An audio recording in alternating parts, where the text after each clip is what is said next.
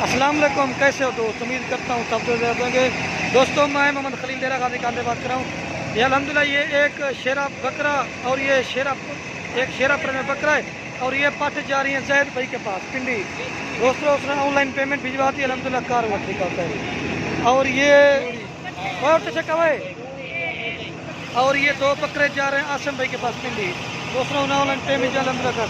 और ये एक पार्टी जा रही है उधर फैसल भाई के पास। ये जैद भाई ना यूके में रहते हैं और आसिम भाई भी, और ये फैसल भाई इधर हैं। हाँ ये होता है अल्हम्दुलिल्लाह कार को। हाँ जैद भाई चेक कर लें, 60 उस्ताद हो 60 समझा घर। ये बकरा लोड करे जैद भाई का और ये जैद भाई पाठे चेक कर लें।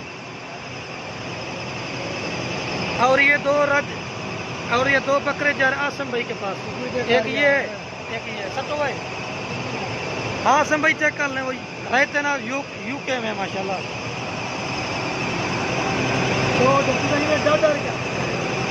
और ये पट जा रही है फैसल भाई के पास।